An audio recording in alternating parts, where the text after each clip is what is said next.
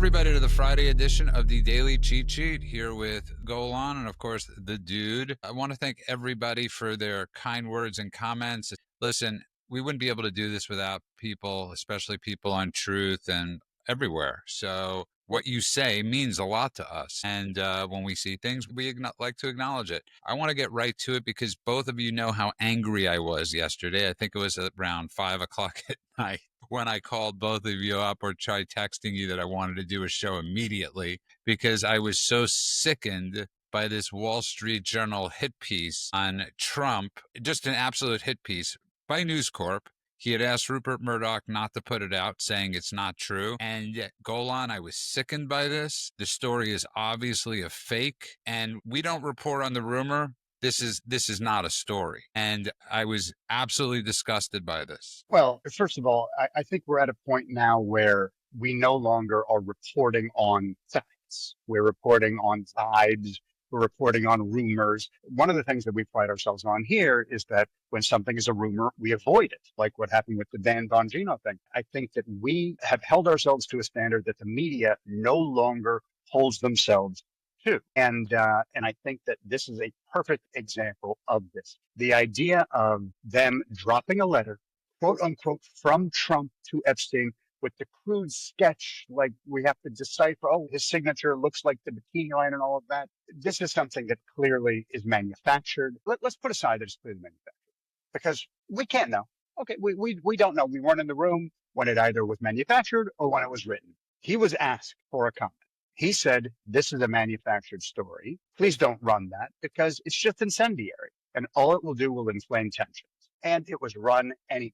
And I should also add on top of that he was promised that it would not run because it was something that didn't reach the level of journalistic integrity. So now Trump is going to sue the Wall Street Journal, and good, because I think it's time that somebody punch back. This is something that Trump has been doing on a regular basis with the media. And I think that the more he does it, the more it can become normalized to say, we're not just going to take it. We're not just going to take it lying down. We're not just going to swallow whatever we're given.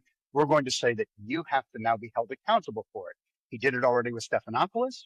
He did it with 60 Minutes. And now he's doing it with the Wall Street Journal. And every time that they have had to settle, and they've settled 2 out of 2 times, there is at least a tacit admission, at the very least, that they're running scared, or that they feel like the fight is not worth it, or that they know that they have done something that is not journalism. It's just gossip. You know, man, on yesterday's show, I brought up the fact that the press conferences should be held at 8 p.m. Eastern time because this would help. This would make them think twice about coming out with a story at a specific time that they knew would cause an extreme amount of harm and damage.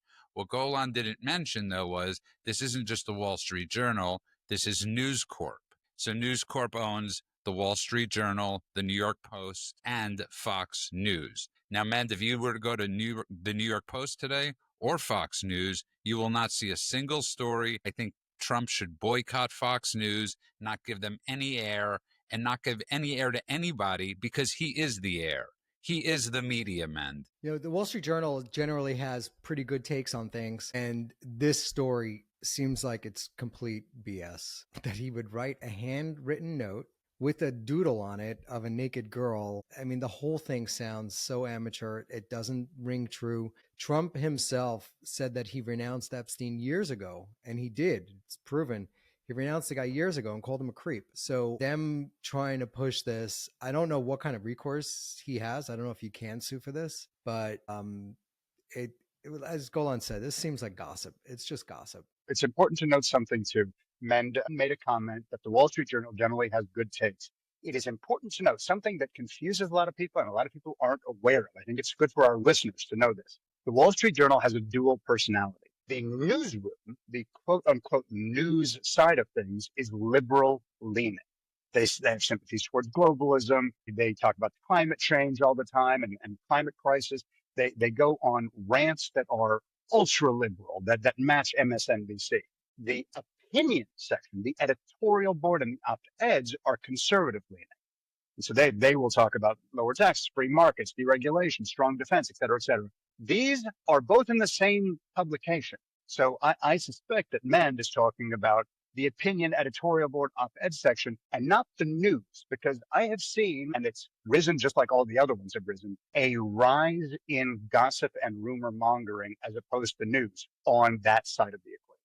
Yeah, so Golan is right. I am talking about the editorial boards. Listening to Potomac Watch and a couple of their other podcasts occasionally, you do get a little bit more of a conservative view. And there are times where they bend over backwards to try to make Trump and his tariff thing seem a little ridiculous. But as we know where I stand, I'm all behind it. I think it's a fantastic thing that he's doing. I think he's doing it in a great way. And basically, it's like anything else that he's doing. He basically comes with an offer saying, hey, the current deal is no good, or the current peace plan is no good, or whatever it is.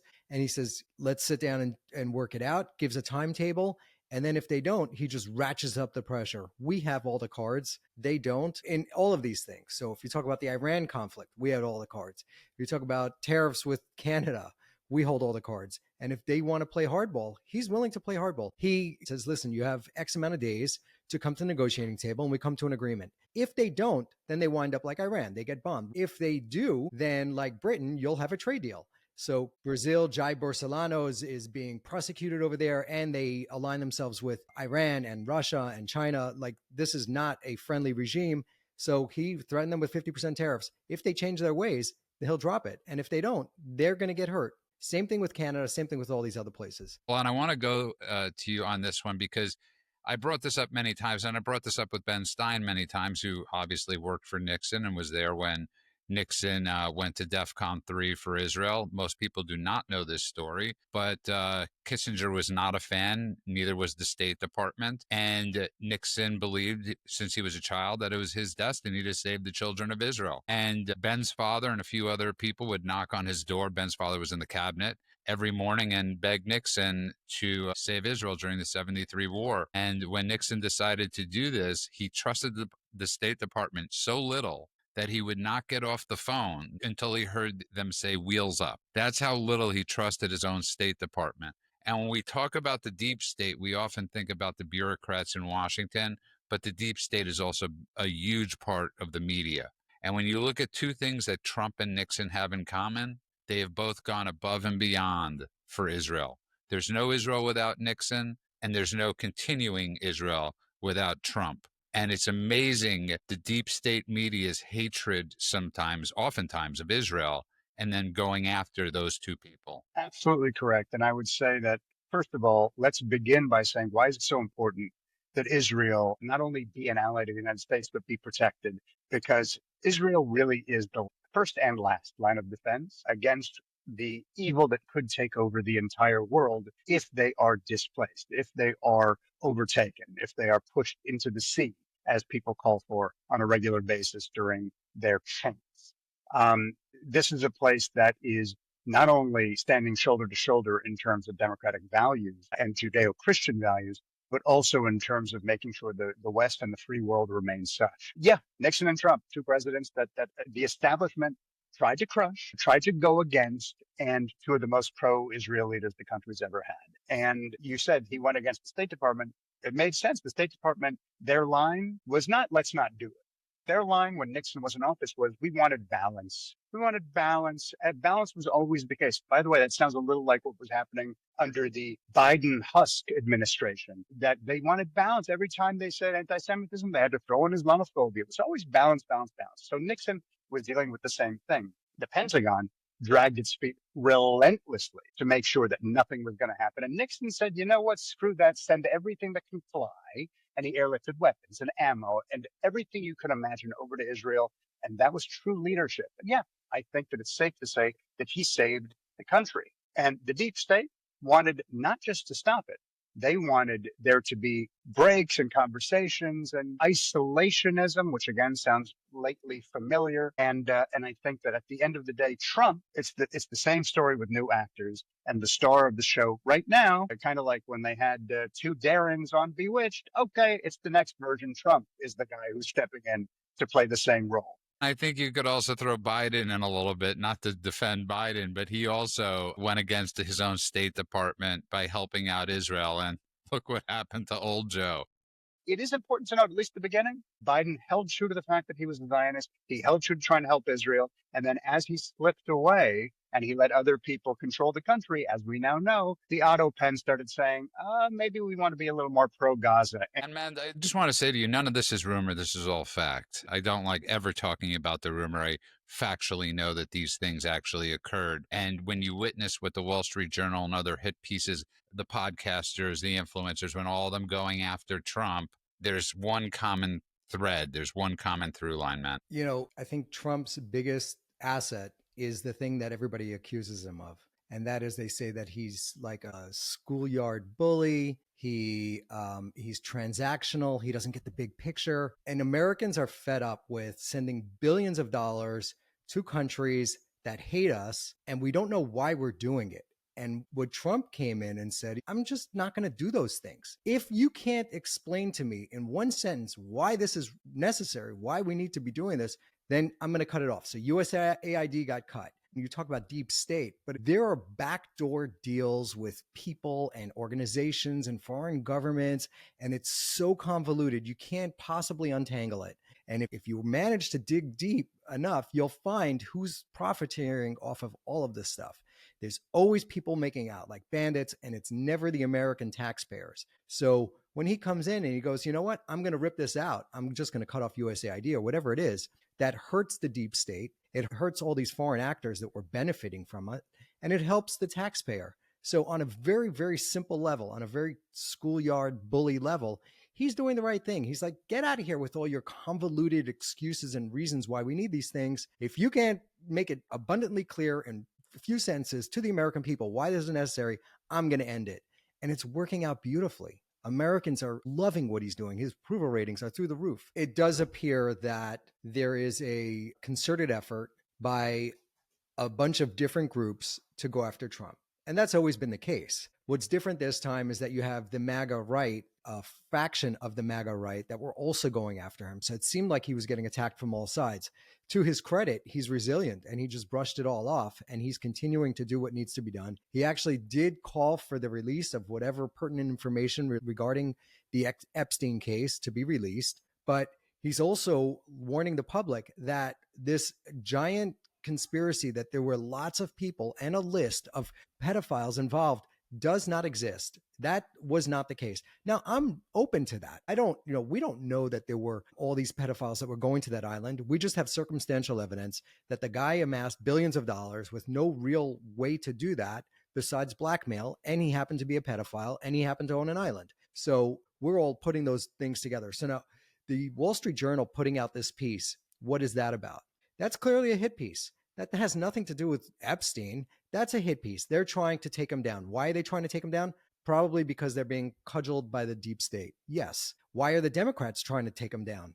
That's not a deep state. That's just they hate the guy and they want to get rid of him. Why is the far right trying to take him down?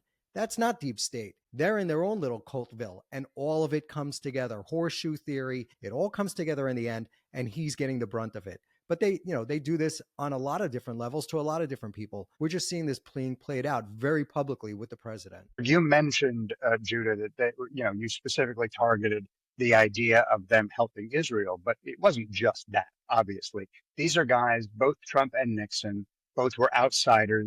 They didn't work within the system. They didn't owe the system anything. They weren't groomed by the CIA. You think about like the George H.W. Bushes who came from that particular place. They weren't coming from Harvard and think tanks. They weren't part of the like generational handshake from the Ivy League into Foggy Bottom or the Department of State.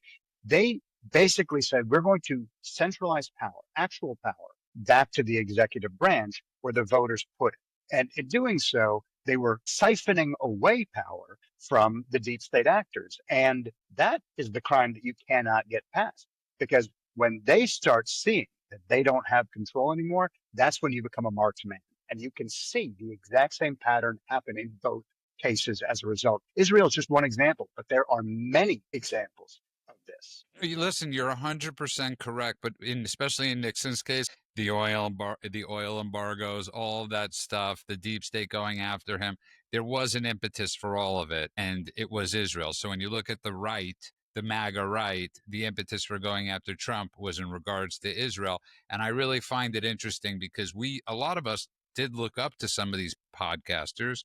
We looked up to a lot of these influencers, and we almost looked at them like they were the new punk rock. And Golan, they've just turned into punks. And I've never seen this happen so quickly. There is no question at all that all of the people that we looked at as, I know the word influencer now has this other meaning, but like literally influencing society, influencing culture, influencing conversation, all of this stuff where you were like, man, they're asking questions that nobody is willing to ask. And we're all going to gravitate here because per Joe Rogan's initial explanation of why he thought the show was important, you're getting sound bites, you're getting edited footage like 60 minutes, etc. But here, it's 3 hours unbroken. You get a real sense of who is talking.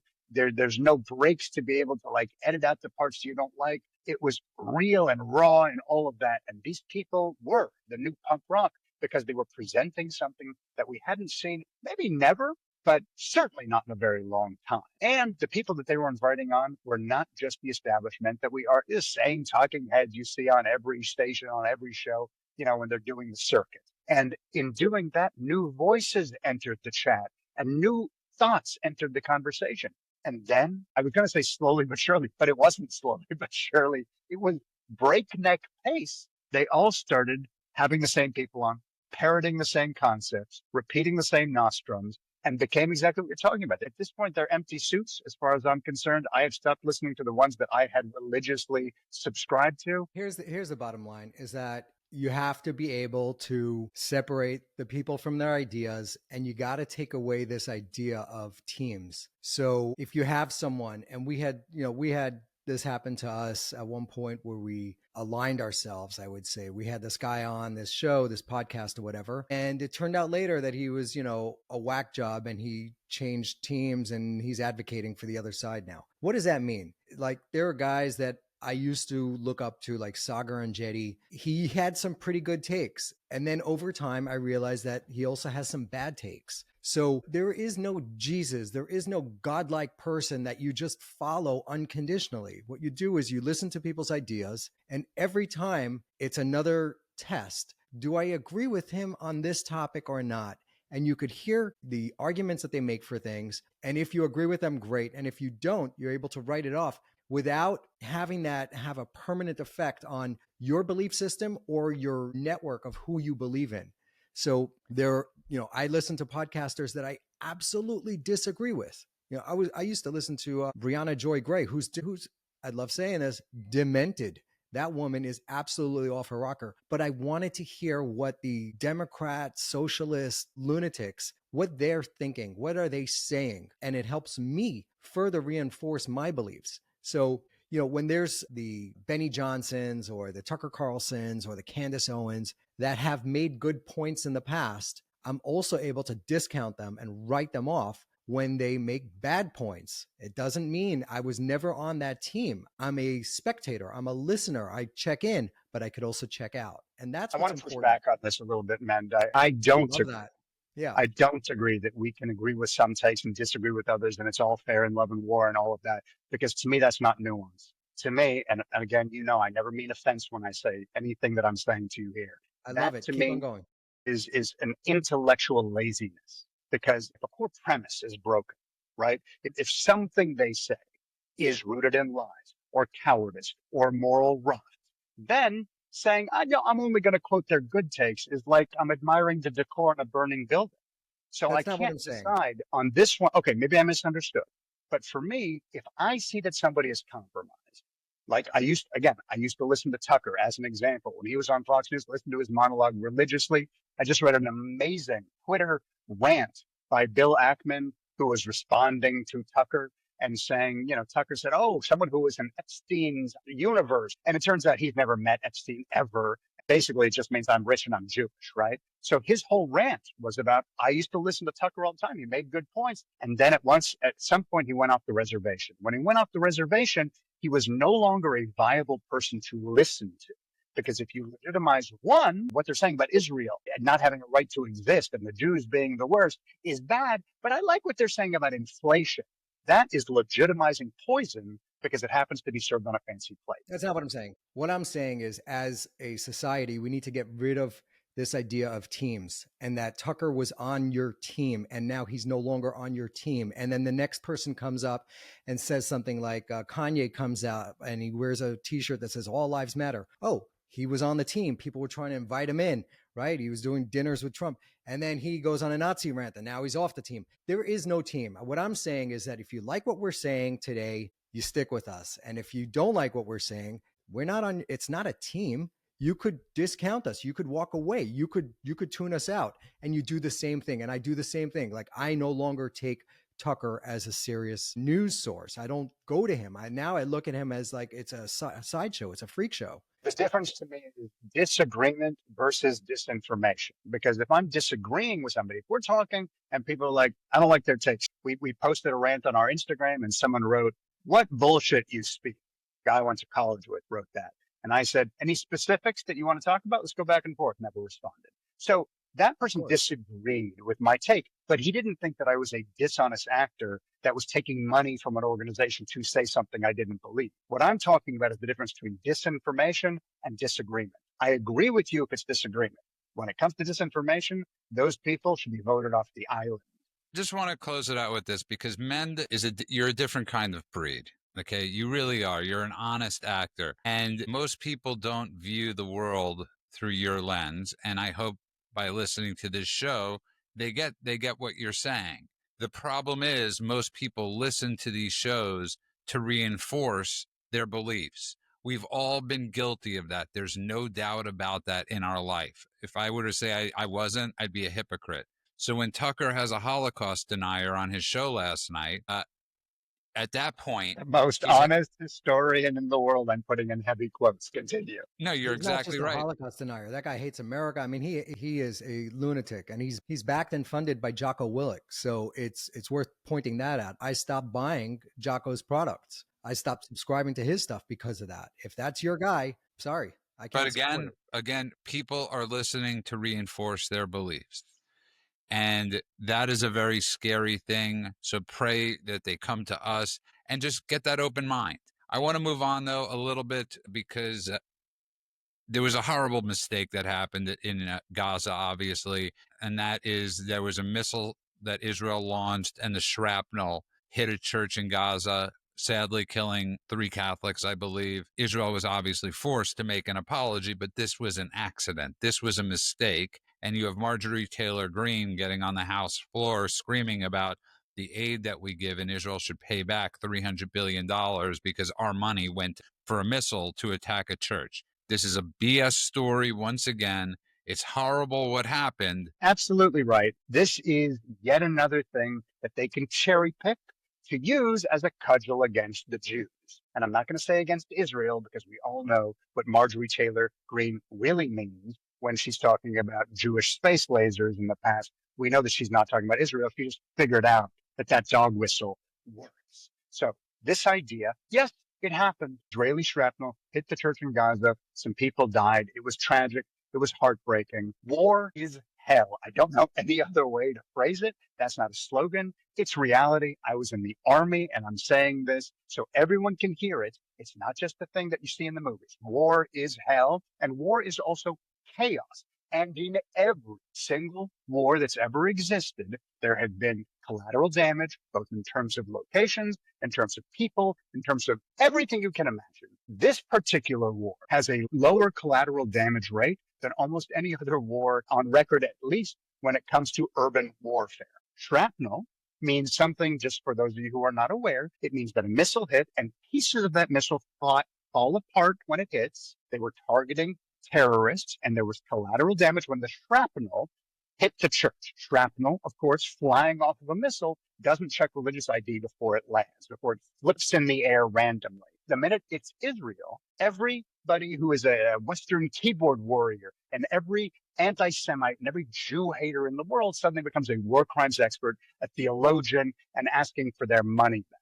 But the headlines never show up when Hamas is using that church as a human shield location, when they store weapons next to hospitals, when they literally murder the Catholics and the Christians that are in Gaza or chase them out of town because they don't hit the Muslim purity meter.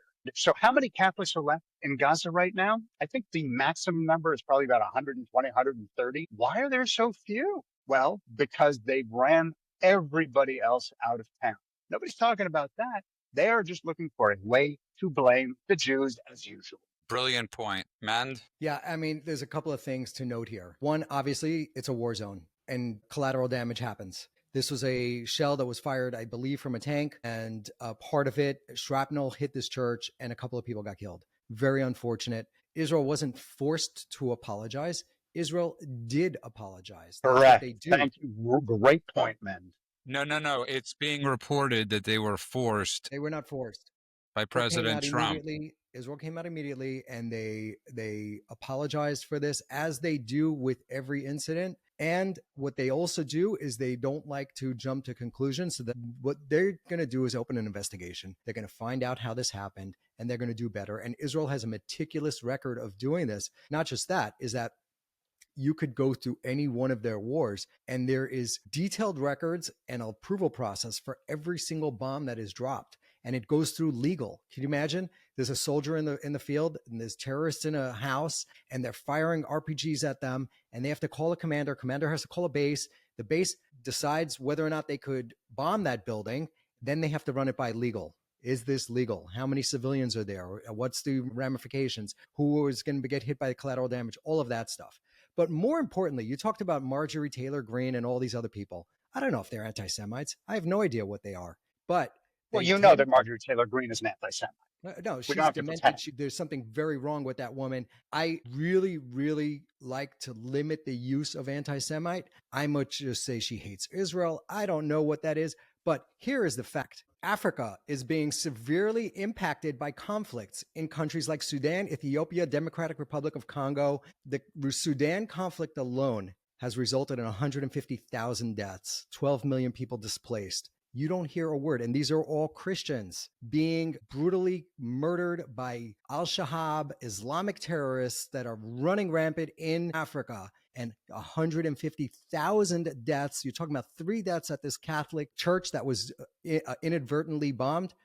150,000, and she said zilch, nothing. So that tells you who she is. You know, let's take it one step further. I couldn't find any commentary by Marjorie Taylor Greene about the slaughter of Christians in Nigeria, in Egypt, in Syria, in Gaza, and certainly not when she was speaking in 2022 at Nick Fuentes' America First conference. So weird, I guess. She just forgets to mention that stuff unless Israel, she thinks did it. One last thing to point out is that when Israel controlled Bethlehem, it was 30-something% Christian. Today, it is down to 13%. The people who identify as Palestinian have driven the Christians out of the birthplace of Jesus. Let that sink in. Listen, I think both of you have made excellent points. I love your numbers. I pray that people listen, take those numbers in because those numbers aren't lying. But men, to your point, the other thing that's not being covered really by anybody is what's going on, as we've brought up, with the Druze.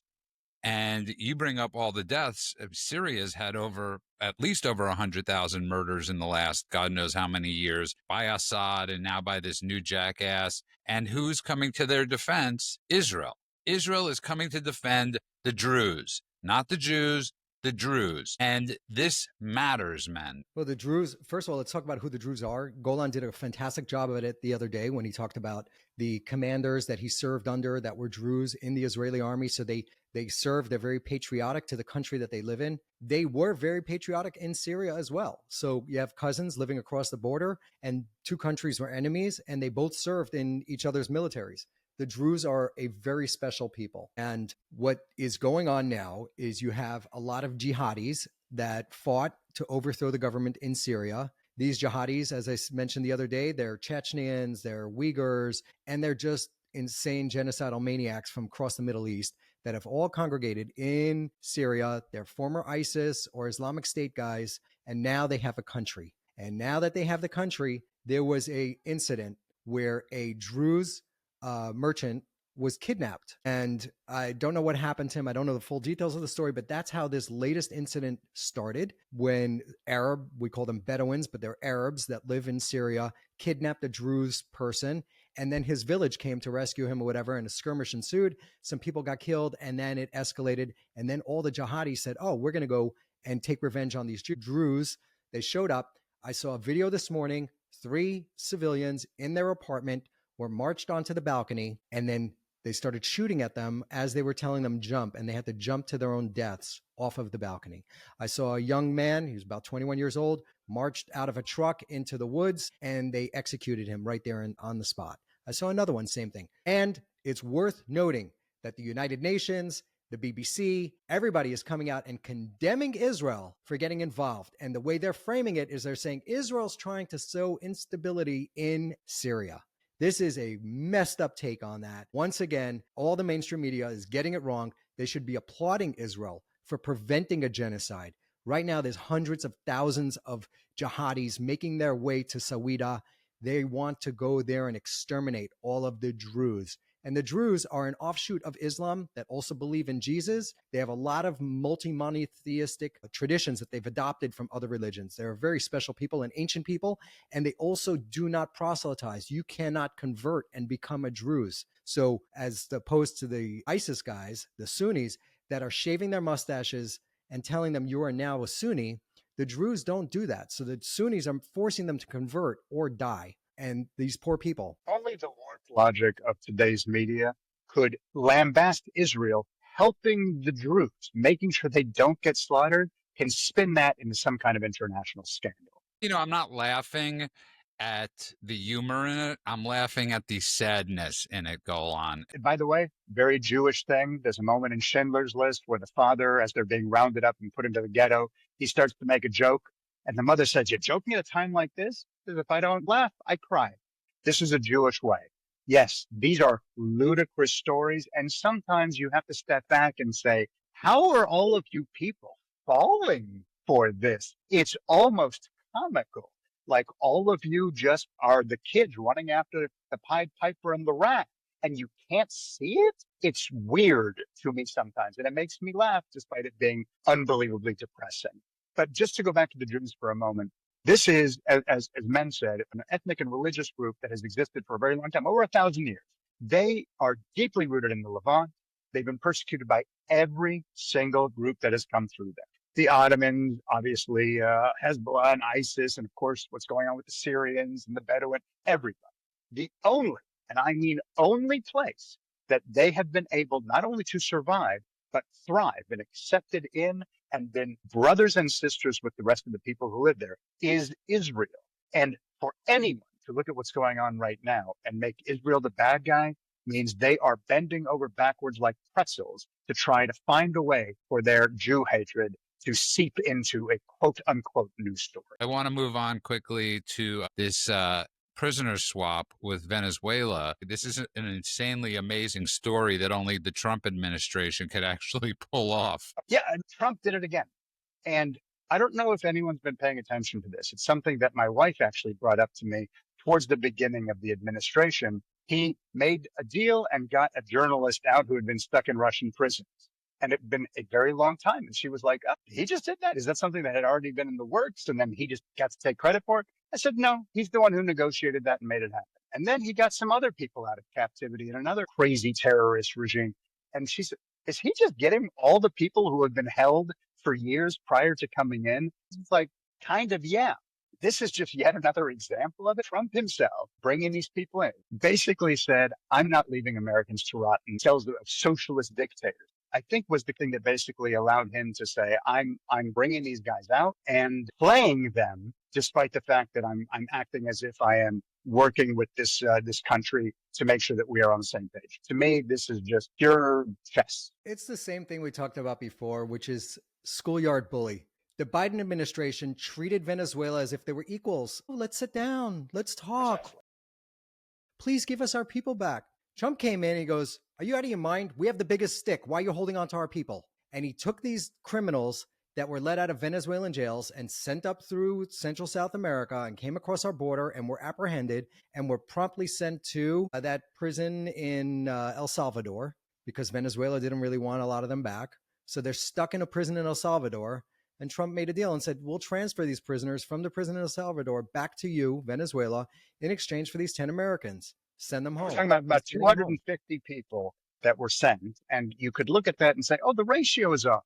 But actually, what we've done is we've rid our country or our responsibility of the 250 to get 10 people back who are our citizens. Yeah, I've actually seen a story recently where Trump is not even sending criminals that they apprehend that are facing local charges to states like California because these states don't, one is they don't really lock them up. They're not prosecuting anybody. And two is they're not going to be able to be deported. So Trump's just saying, you know what, forget their sentences. Sure, it'll sit around, it'll linger, but we're just going to deport these people immediately. And I think that is a fantastic move. The funny part was that he exchanged 250 violent prisoners for 10 Americans. That is one hell of an exchange. We got 10 Americans free for 250 criminals. And what's even better is that they weren't even here. On a good note, on a great Trump note, as we've brought up before with the lawsuits against Paramount CBS, right? Go on. CBS Paramount. I just wanted to make sure you are in the industry. I love the fact that the high priest of CBS, Stephen Colbert,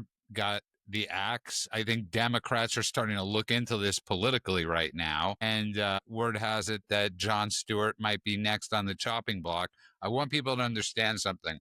These people are making at least $10 million a year. Somebody like Jimmy Kimmel's actually making 15 at least for 2 million viewers. So financially speaking, this is why they are getting fired. I don't think it has anything to do with anything else. They found the right time to do it as they're merging. And this is great. Get rid of this might actually help save late night TV. You know, I'd be very curious to see what happens. We'll admit, as someone who's in the industry, it's a strange story because is actually quite popular in terms of not just his numbers on TV, that seems lower, and Gutfeld takes them all to the cleaners. But when you're looking at also digital and YouTube and shorts and things like that, he actually is quite popular. It's kind of run a shockwave through the industry a little bit as everyone's kind of going, oh, how could this possibly have happened? And now there's a new lawsuit that's coming up that people are looking into, bribery charges and all sorts of other stuff. But on a personal level, I will say, as someone who really enjoyed the Colbert Report, I think I watched every episode of that show. And even though, yeah, he was skewering kind of conservative values, I thought it was hilarious. I felt it was good natured. He would have Bill O'Reilly on a regular basis. And even though he was making liberal points, he was doing it in a way that, like, kind of first season of West Wing, Aaron Sorkin, where he said, I'm going to write this because I'm a liberal, but I know I don't want to be partisan. So I'm going to make the conservatives the smartest people in the room. I really appreciated that. And the minute he went over and started doing the Late Show, he took his mask off. It was just hatred, seething hatred, smugness, sneering, kind of constantly just going for the easy joke, the easy jab. You know, if there was some kind of gossip rumor out there, he was always going to open his monologue. And it became something that put the bad taste in my mouth every time I accidentally came across it. And so I got to admit, for me, I'm happy to see this go. I think he stopped being funny when he decided to go full politics. Ever since then, he just became kind of an empty suit, making MSNBC talking points and then telling everyone to laugh using an applause light. And therein lies the problem. He became idealistic and got away from truth, right? He started towing a party's line instead of just being satirical and saying truth to power, which is what comedy is supposed to be. So when Colbert was on this Jon Stewart show, he was hilarious. He was probably one of the best characters. Then when he got onto his own show, even then, he used to make fun of the pharmaceutical companies. He would say, don't trust them. There was a whole piece I just saw where he put on skewering all of the pharmaceutical companies because of their vaccines and the vaccine injuries that they caused. Fast forward to the pandemic, and he's doing some needle dance where he's got a whole bunch of needles dancing around on stage saying everybody should get vaxxed or F you, that type of stuff. So Colbert lost it. Good riddance. Good riddance to him. Good riddance to Joy Reid. And I hope that Jimmy Kimmel's next. I hope that guy gets canceled as well. And then The View. And then we'd finally possibly start turning a corner if CNN could clean up their act and MSNBC would just go out of business. I don't want The View to go off the air. I don't want The View to go off the air because they give us on a regular basis the greatest clips that just show the wild insanity and stupidity of the left. You know what the problem with that stuff is? And this is the problem with the radical lefties, is that they normalize that stuff. They say things that sound so absolutely batshit crazy, but there's some woman in her little cul-de-sac gated neighborhood with no life, no purpose, empty nester that's like, oh, yes, we are racists. And then there you go. They're electing people in the big cities that are voting to close down jails and defund the police. That's how you get there.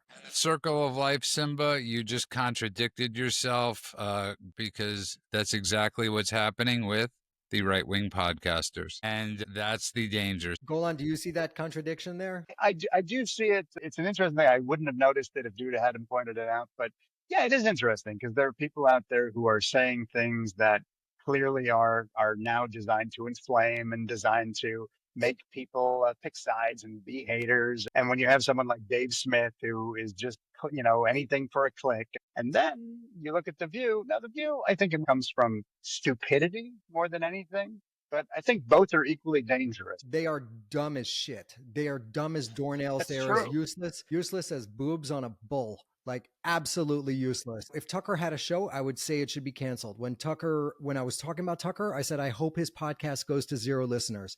I think I'm consistent on this. I don't like these people. I don't like the Tuckers, and I don't like The View equally. Can I tell you one thing, man? It's okay to be inconsistent sometimes. I'm very consistent. Life is filled with inconsistencies. I need those regimented, consistent things. I'm a routine guy.